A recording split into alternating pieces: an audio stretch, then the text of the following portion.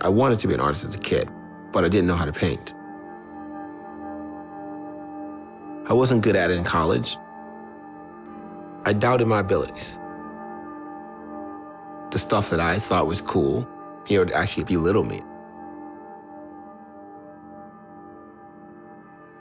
I was definitely scarred by that. I was like people laughing at my ideas. Saying that I was going to be a contemporary artist was never in the plans for me.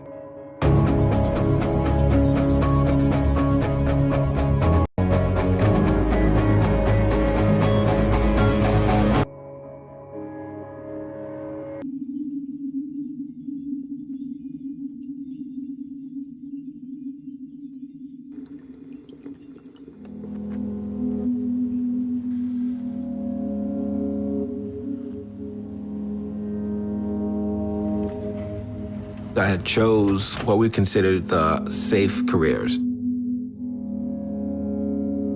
And then all of a sudden the market imploded and they were just like firing everyone left and right, along with myself. You work hard and you fail. You get up, you work harder, you fail. Get up, you work harder, you fail. And eventually you're like, why am I even getting up? People start to look and act a certain way towards you, like you're a failure, so I don't want to be associated with you.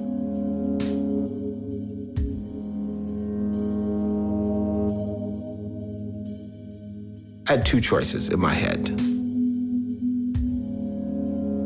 I said, man, I seem gonna kill myself, or I'm gonna paint.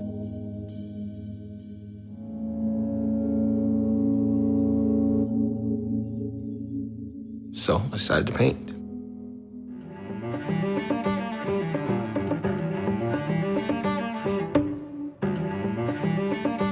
I have to blacken all my canvases.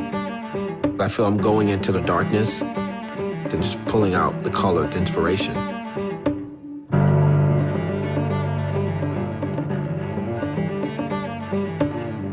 I had no idea what to paint and how to paint.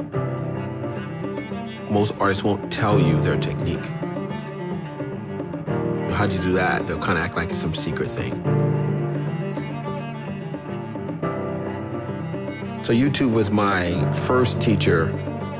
I had what I call virtual mentors, the actual painters themselves,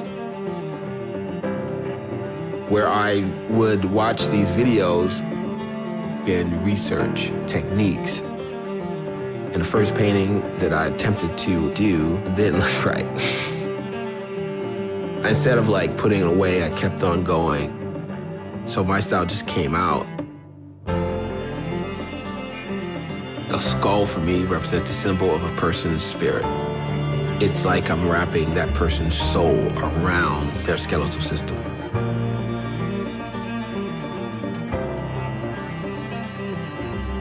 I woke up, I sat there and I paint every day. I literally didn't talk to anyone for about a year. I had been painting so often that I had injured my right shoulder just from repetitive motion. When I look at some of the most successful artists, the amount of work they produce and the intensity that they produce that work, that's my bar.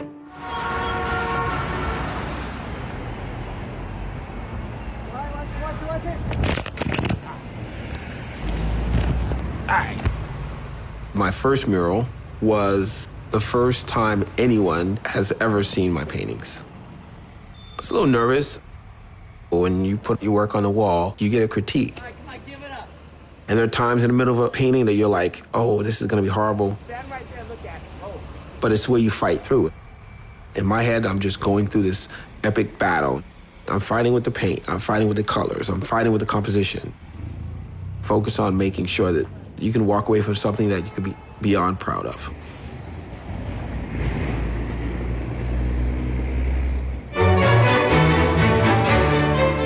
From the minute I put it on the wall, it just went like wildfire.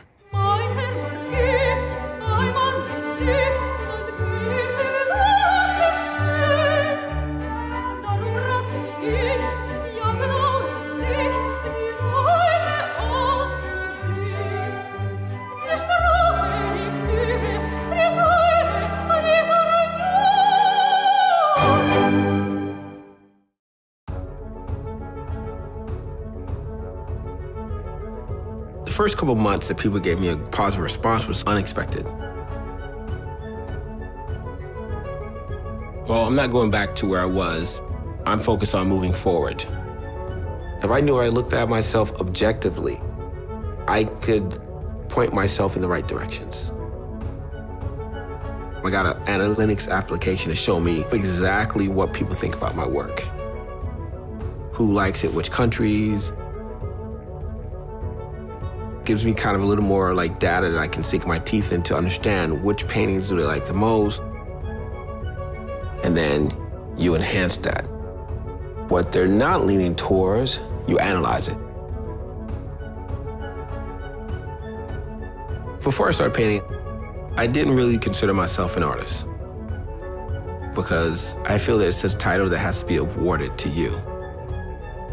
And it doesn't have to be awarded to you by an organization or one person. I feel that it has to be awarded to you by the people. I think I'm grateful that people really like my work, and I'm grateful that they express it. I felt that at the end of my day, what would I leave? As an artist painting, I can die tomorrow and there's something there. There's a DNA, there's a brightness, there's light. That will always be there.